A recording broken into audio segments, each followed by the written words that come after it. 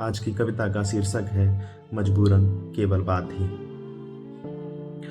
हर आहट किसी परिंदे सी घायल है, आहट एक किसान की, एक शोषित पीड़ित महिला की, एक गरीब परिवार की और एक बेजुबान जानवर की। हम इसीलिए तो जीते हैं ताकि बदलाव की आंधियों की बात कर सकें। हम इसीलिए तो जीते हैं ताकि बदलाव की आंधियों की बात कर सकें, मजबूरन केवल बात ही। देश की जनता उन आंधियों के अधिकतर हिस्सों को जहन से महसूस करती है। देश की जनता उन आंधियों के अधिकतर हिस्सों को जहन से महसूस करती है और वह नेता जो बस इन दृश्यों के मजे लेता है। उन आंधियों की भीड़ से कोई शख्स रह रह कर चिल्लाता है। उन आंधियों की भीड़ से कोई शख्स रह रह कर चिल्लाता है, मुझे देखो मेरी सुनो मेरे घावों को देखो, मुझे देखो मेरी सुनो मेरे घावों को देखो। पर हम अपनी कामनाओं के आगे उसकी तरफ देखते भी नहीं।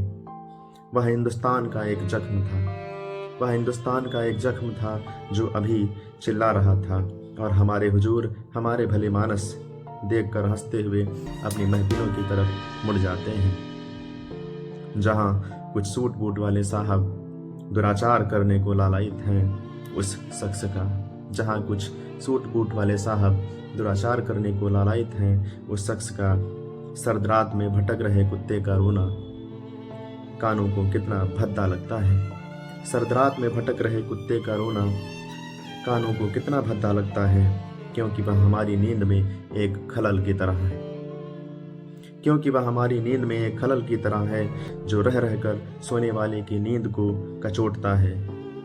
क्या सचमुच वहाँ एक जीव है? क्या सचमुच वहाँ एक जीव रो रहा है, या वह जख्म एक सहमा हुआ क्रोध वही हिंदुस्तान, या वह जख्म एक सहमा हुआ क्रोध वही हिंदुस्तान है। दत्त की आवाज़ से उसे भगाते हैं, हम उसे सुनना भी नहीं चाहते। दत्त की आवाज़ से हम उसे भगाते हैं, हम उसे सुनना भी नहीं चाहते, क्योंकि हम जाति धर्म की ऊंची फूहड़ता से कभी उचक कर बाहर झांक ही नहीं पाए।